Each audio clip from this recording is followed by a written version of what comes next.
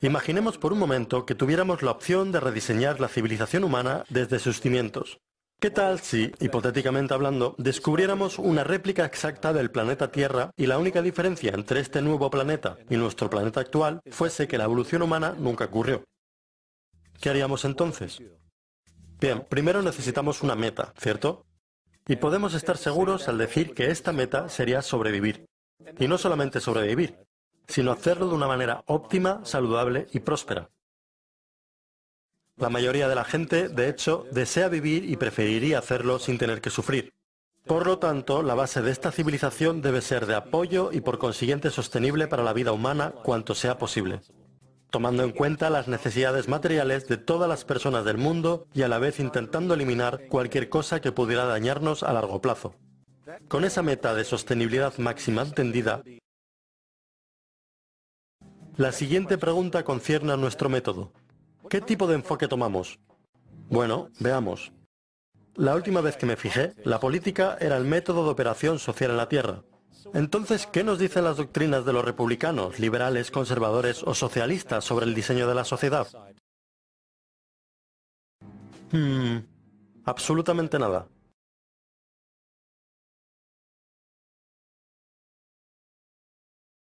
Absolutamente nada. Bien, entonces, ¿qué hay de la religión? Seguramente el gran creador tuvo que haber dejado unos planos en algún lugar.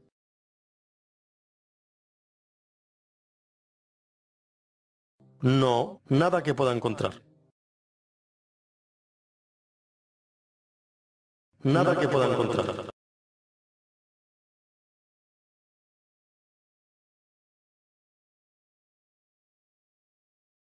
Bueno, veamos, ¿qué nos queda? Parece que algo llamado ciencia. La ciencia es única porque sus métodos exigen que las ideas propuestas no solo sean probadas y repetidas, sino que todo lo que la ciencia propone es también inherentemente falsable. En otras palabras, a diferencia de la religión y la política, la ciencia no tiene ego, y todo lo que sugiere acepta la posibilidad de resultar erróneo finalmente. No se ata a nada y evoluciona constantemente. Bueno, eso suena bastante natural para mí. Entonces, basándonos en el estado actual del conocimiento científico a principios del siglo XXI, junto con nuestra meta de máxima sostenibilidad para la población humana, ¿cómo empezamos el proceso mismo de construcción? La primera pregunta que hacer es, ¿qué necesitamos para sobrevivir? La respuesta es, por supuesto, recursos planetarios. Ya sea el agua que bebemos, la energía que usamos o las materias primas que utilizamos para crear herramientas y refugio, el planeta alberga un inventario de recursos, muchos de los cuales se requieren para nuestra supervivencia. Así que, dada esa realidad, se vuelve crítico averiguar qué tenemos y dónde está. Esto significa que debemos llevar a cabo una investigación. Simplemente localizamos e identificamos cada recurso físico del planeta que podamos, junto con la cantidad disponible en cada ubicación, desde los depósitos de cobre a las ubicaciones más potentes para granjas eólicas para producir energía, a los manantiales naturales de agua potable, a la evaluación de la cantidad de peces en el océano, a las mejores tierras arables para cultivar comida, etc. Pero, como los humanos vamos a consumir estos recursos a lo largo del tiempo, entonces nos damos cuenta de que no solo necesitamos localizar e identificar, también necesitamos monitorizar. Necesitamos asegurarnos que no se nos acabe nada de esto. Eso sería malo. Y eso significa no solo monitorizar nuestras tasas de utilización, sino también las tasas de regeneración terrestre. Por ejemplo, cuánto tarda, digamos, un árbol en crecer o un manantial en volverse a llenar. Esto se llama equilibrio dinámico. Es decir, si acabamos con los árboles más rápidamente de lo que tardan en crecer, tenemos un grave problema debido a que no es sostenible. Entonces, ¿cómo se mantiene un inventario particularmente cuando nos damos cuenta de que todo está esparcido por todas partes? Concentraciones energéticas en el Medio Oriente. Tenemos grandes minas de minerales en lo que llamamos África. Inmenso potencial de energía maremotriz en la costa atlántica de Norteamérica. El suministro de agua fresca más vasto en Brasil, etc.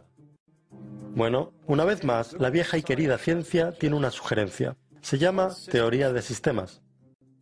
La teoría de sistemas reconoce que el tejido del mundo natural, desde la biología humana a la biosfera terrestre, hasta la atracción gravitacional del propio sistema solar, es un solo sistema enorme unido sinérgicamente, completamente interconectado. Al igual que las células humanas se conectan para formar nuestros órganos y los órganos se conectan para formar nuestros cuerpos. Y ya que nuestros cuerpos no pueden vivir sin los recursos terrestres de alimento, aire y agua, estamos intrínsecamente conectados a la Tierra y así sucesivamente.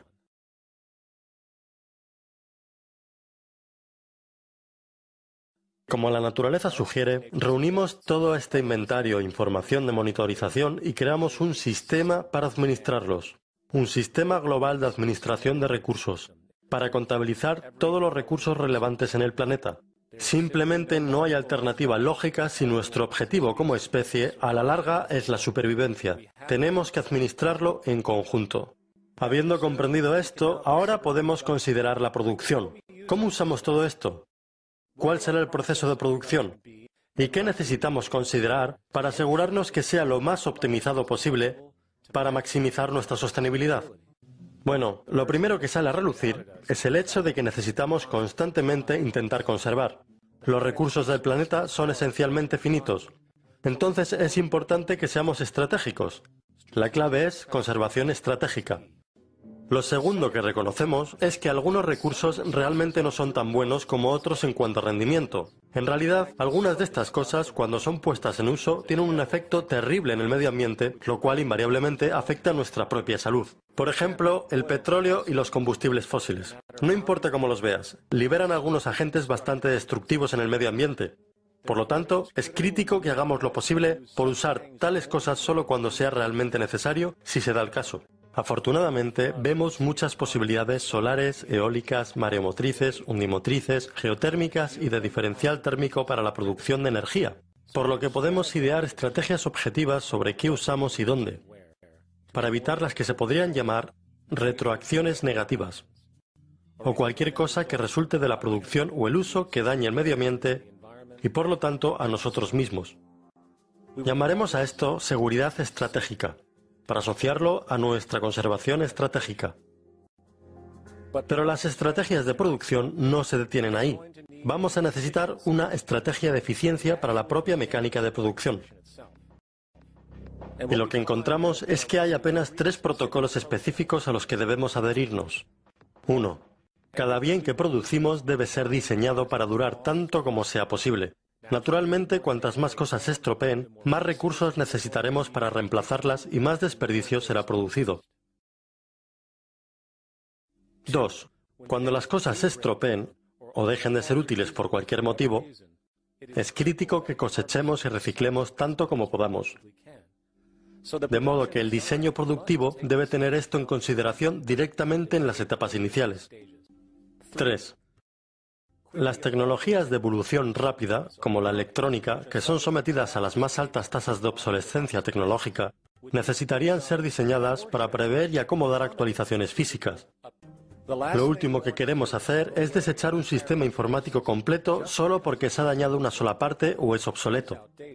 Así que simplemente diseñamos los componentes para ser fácilmente actualizados pieza a pieza, estandarizados y universalmente intercambiables, presagiado por la actual tendencia de cambio tecnológico.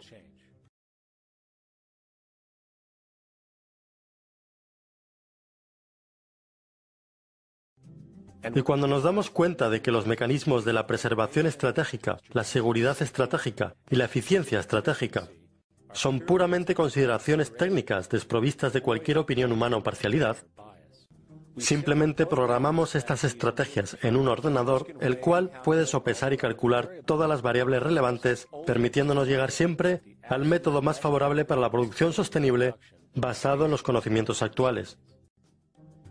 Y aunque podría sonar complejo, en realidad es una calculadora glorificada, sin mencionar que dicha toma multivariada de decisiones y dichos sistemas de monitorización ya están siendo utilizados alrededor del mundo para propósitos aislados. Simplemente hay que expandirlo. Ahora bien, no solo tenemos nuestro sistema de administración de recursos, sino que también un sistema de administración de producción. los cuales son fácilmente automatizados por el ordenador para maximizar la eficiencia, la preservación y la seguridad. La realidad informativa es que la mente humana o incluso de un grupo de humanos no puede seguir lo que necesita seguimiento. Debe ser realizado por ordenadores y eso es posible. Y esto nos lleva al siguiente nivel, la distribución. ¿Qué estrategias de sostenibilidad tienen sentido? Bueno, ya que sabemos que la distancia más corta entre dos puntos es una línea recta y que se requiere energía para propulsar máquinas de transporte, cuanto más corta la distancia de transporte, mayor será la eficiencia. Producir bienes en un continente y enviarlos a otro solo tiene sentido si los bienes en cuestión simplemente no pueden ser producidos en el área deseada. De otra forma, no es más que derrochador. Debemos producir localmente para que la distribución sea simple, rápida y que requiera la menor cantidad de energía posible.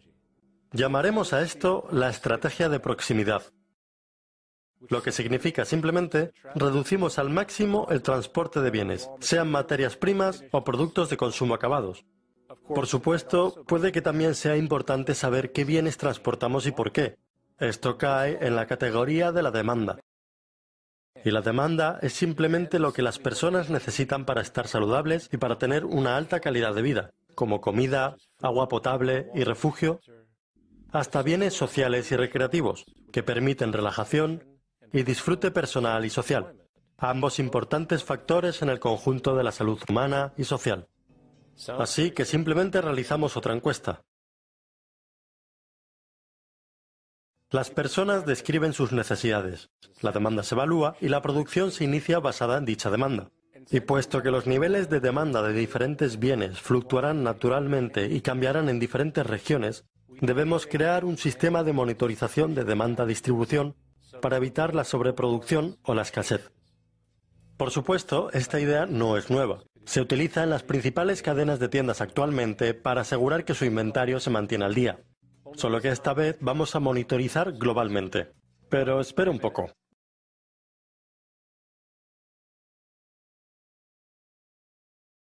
No podemos entender completamente la demanda si no tenemos en cuenta el uso real del bien en sí mismo.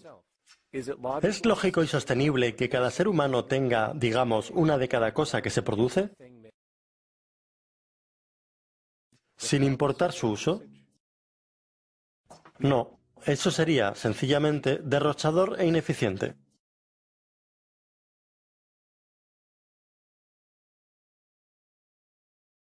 Si una persona tiene necesidad de un bien, pero esa necesidad dura solo, por ejemplo, 45 minutos al día de media, sería mucho más eficiente que ese bien estuviese disponible para ellos y para otros cuando lo necesitasen. Muchos olvidan que no es el bien lo que quieren, sino el propósito que sirve ese bien. Cuando entendemos que el bien en sí mismo solo es tan importante como su utilidad, vemos que la restricción externa, o lo que podríamos llamar hoy propiedad, es extremadamente derrochador y medioambientalmente ilógico en un sentido fundamental y económico. Así que necesitamos concebir una estrategia llamada acceso estratégico. Esta sería la base para nuestro sistema de monitoreo de demanda-distribución, el cual garantiza que podamos satisfacer la demanda de las necesidades de la población para acceder a lo que sea que necesiten cuando lo necesiten.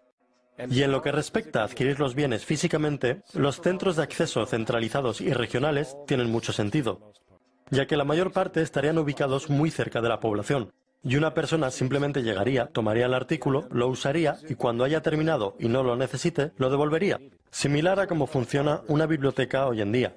De hecho, estos centros no solo existirían en la comunidad de la forma en como son las tiendas de hoy, sino que existirían centros especializados de acceso en áreas específicas donde ciertos bienes son utilizados frecuentemente, ahorrando más energía con menos transporte repetido.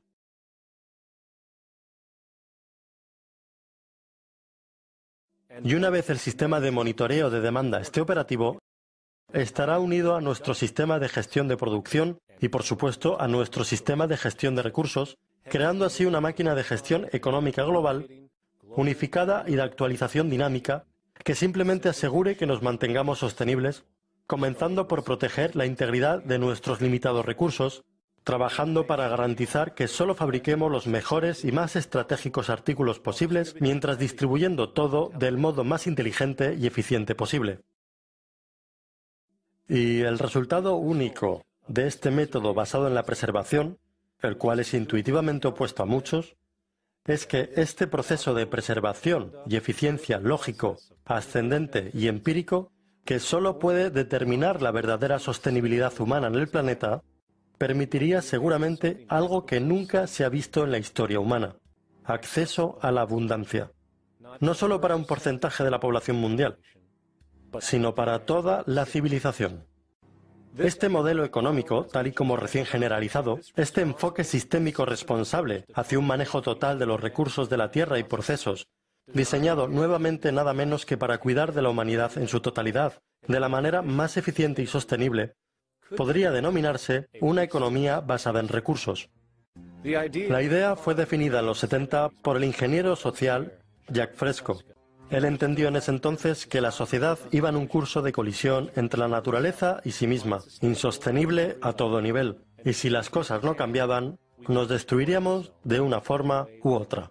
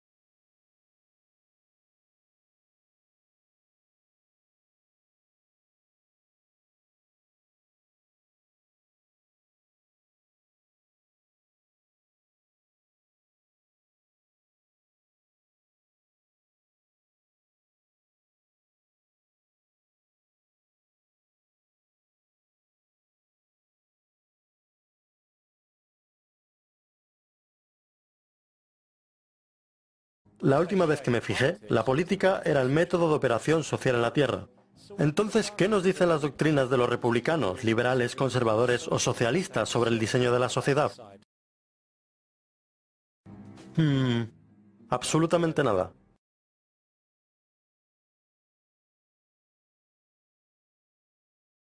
Absolutamente nada. Bien, entonces, ¿qué hay de la religión? Seguramente el gran creador tuvo que haber dejado unos...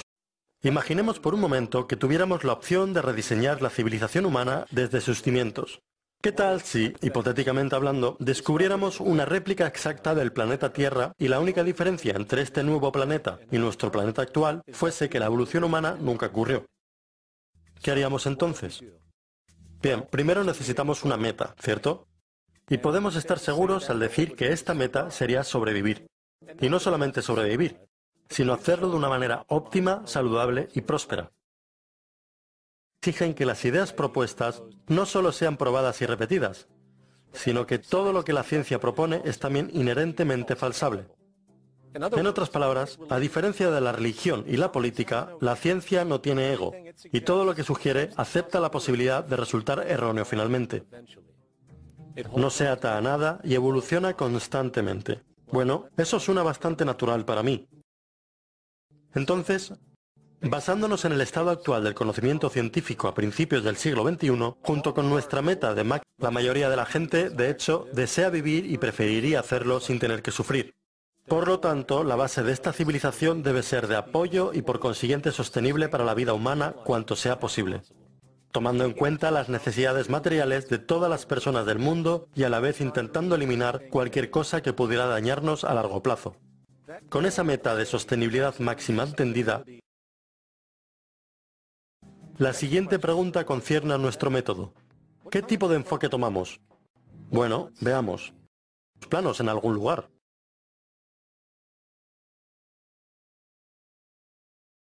No, nada que pueda encontrar. Nada que pueda encontrar.